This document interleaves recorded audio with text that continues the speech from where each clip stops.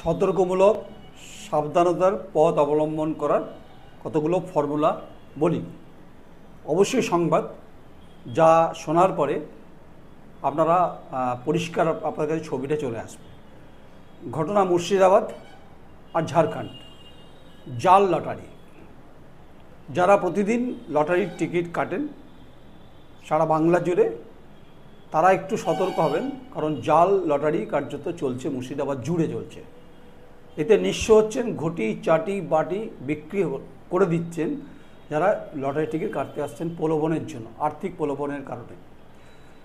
এর ফলে যারা অরিজিনাল যে সমস্ত টিকিট লটারি যেগুলো আছে, যা জিএসটি থেকে বঞ্চিত হচ্ছে, সরকারের ট্যাক্স থেকে বঞ্চিত হচ্ছে, আর রমরমিয়ে ফুলে ফেঁপে উঠছে জাল লটারি কারবারিরা। তারা কোথায়?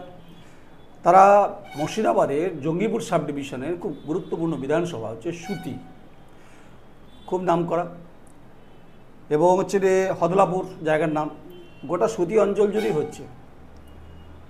আর হচ্ছে রে আপনার শামসেরগঞ্জ বিখ্যাত জায়গা, ইসলামপুর, এটাও হচ্ছে রে মুর্শিদাবাদ, আর ঝাড়খণ্ড বর্ডারে।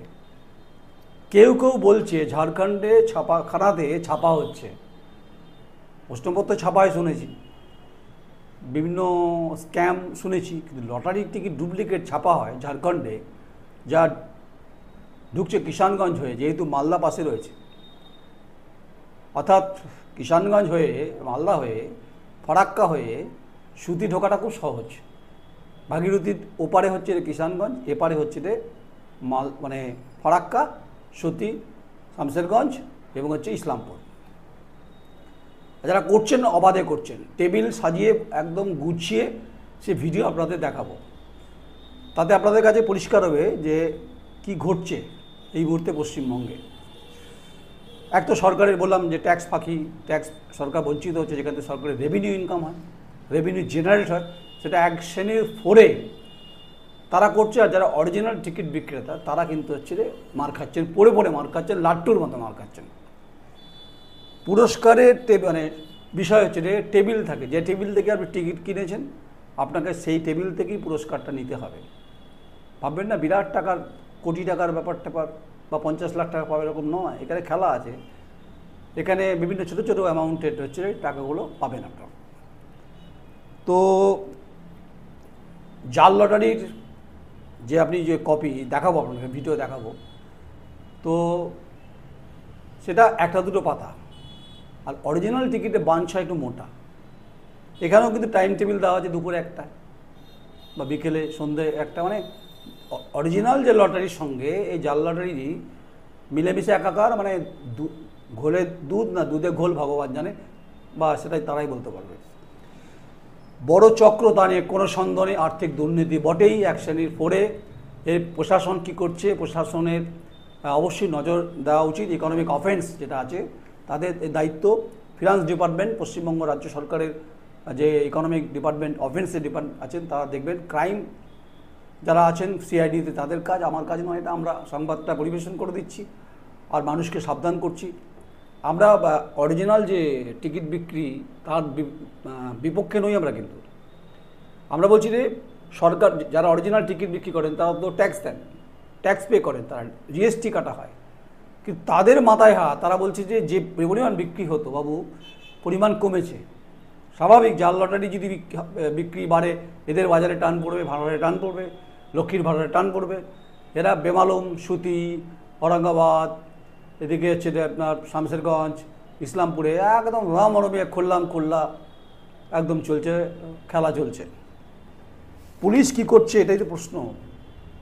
সুতি থানা, শামসেরগঞ্জ থানা, ইসলামপুর থানা, তাদের কাছে খবর আছে? ওখানকার যারা পলিটিক্যাল সিস্টেমে আছেন তাদের কাছে খবর আছে? রাজ্য সরকারের কাছে সত্যি কি সংবাদটা আছে? অর্থ ফিনান্স ডিপার্টমেন্টে, ইকোনমিক অফেন্সের কাছে কি সত্যি এই তথ্য রয়েছে? তথ্য আমাদের কাছে আছে। যদি আমাদের কাছে থাকে তাহলে নিশ্চয়ই পুলিশের কাছে থাকা উচিত। পুলিশ ঠিক করবে তদন্ত এই জাল কুচক্রীদের ধরার জন্য, যারা আর্থিক কোষাগারকে আঘাত করছেন, হিট করছেন, আর গরিব খেটে খাওয়া প্রান্তিক স্তরে বিড়ি শিল্পের সঙ্গে যুক্ত এই সমস্ত অঞ্চলের মানুষ। ওখানে সুতি, ঔরঙ্গাবাদ, শামসেরগঞ্জ, জঙ্গিপুর, ইসলামপুর, যে খেটে খাওয়া প্রান্তিক স্তরে মানুষ যা ইনকাম করেন, নেশায় বুধ হয়ে যান তারা, মানে এই জাল লটারির নেশায় বুধ। তারপরে ঘরের সোনা গয়না যেটুকু থাকে বিক্রি বাটা হয়, নিঃস্ব হয়ে যাচ্ছে। এখন এই রাজ্যের অনেক লটারির অনেক গল্প আছে, আমি সেই বিতর্কে যাবই না, সেই জায়গাতে আমি নেই যাওয়াতে। আমি বলছি জাল লটারি রমরমে চলছে জঙ্গিপুর সাব ডিভিশনের বিস্তীর্ণ এলাকা ও বিধানসভাতে। পুলিশের ভূমিকা নিয়ে প্রশ্ন থাকবে, ইকোনমিক অফেন্সের দায়িত্ব রয়েছে। আর স্টকিস্টরা নাকি জানেন বলছে, ওখানকার যারা মুর্শিদাবাদে যারা নাকি স্টকিস্টরা নাকি জানেন। যদি জানেন তাহলে কি চক্রের সঙ্গে তারা যুক্ত আছেন? এটাও খোঁজ নেওয়া দরকার আছে। যারা অরিজিনালি যারা ব্যবসাটা করছেন, লটারির যারা ব্যবসা করেন টিকিট বিক্রি, নিশ্চয়ই আপনাদের বৃহত্তর সংগঠন সারা বাংলা জুড়ে রয়েছে। নিশ্চয়ই আপনারা আমার এই সংবাদ পরিবেশনের পর খোঁজখবর নিয়ে দেখবেন যে আমি ঠিক বলছি না ভুল বলছি। ছবি ভিডিও যা বলছে কোনো কিছু মিথ্যা কথা বলছে না। ছবি শেষ কথা, জানেন তো, ভিডিও শেষ কথা, কিন্তু যেটা খুব গুরুত্বপূর্ণ। আমি ডক্টর ভিডিও করছি ভাববার কারণ নেই, কিন্তু আমার কাছে ভিডিও আছে। তাই নকল টিকিট থাকে সিঙ্গেল, আর অরিজিনাল টিকিট থাকে বাঞ্চ, পিন দেওয়া থাকে। সন্ধ্যাবেলা চার্ট আসে, সেই চার্ট ধরে মেলানো হয়, গ্যারান্টি থাকে অনেক। এখানে আবার টেবিলে টাকা, মানে 8টা টেবিল, যে টেবিলে কিনবেন সেই টেবিল থেকে টাকা। ধরুন বড় কোম্পানির লটারি 1 কোটি টাকা মূল্য, প্রাইজ মূল্য। এখানে সেটা নেই, 20,000, 30,000, 40,000, 50,000। এই ভাবুন এটা কত বড় অর্থনৈতিক স্ক্যাম। এই জাল কুচক্রীরা শামসেরগঞ্জ, সুদ্দি এবং ইসলামপুর এই অঞ্চলে, ঝাড়খণ্ডের লাগোয়া কিষানগঞ্জ থেকে তারা এই কাজ করছেন, অভিযোগ উঠছে। আমরা সেই সংবাদ যখন পরিবেশন করছি দায়িত্ব নিয়ে করছি। তাই প্রশাসনে যারা আছেন তারা নিশ্চয়ই খোঁজ নেবেন। আর যারা অরিজিনাল টিকিট বিক্রি করেন তাদের মাথায় হাত, সাড়ে সর্বনাশ। লক্ষ্মীর ভাড়ায় টান পড়েছে। শুধু মুর্শিদাবাদের ইস্যু নয়, এটা সারা বাংলা জুড়ে চলছে। আমার কাছে আরও খবর আছে, বনগাঁ সীমান্তবর্তী এলাকাতেও এই ঘটনা ঘটছে। স্পেসিফিক অভিযোগ নিশ্চয়ই যারা লটারি বিক্রেতা তারা করবেন, খবর নেবেন। আপনাদের শ্রীবৃদ্ধি হোক, কিন্তু আপনাদের সুমতি ফিরুক। মানে যারা অরিজিনাল ব্যবসা করছে, কেন বলছি আপনারা খোঁজ নিন, না আপনাদের সাড়ে সর্বনাশ, মাথায় বাজ পড়ে যাবে। এমনি বাজ পড়লে করকর আওয়াজ হয়, দেখেছেন তো?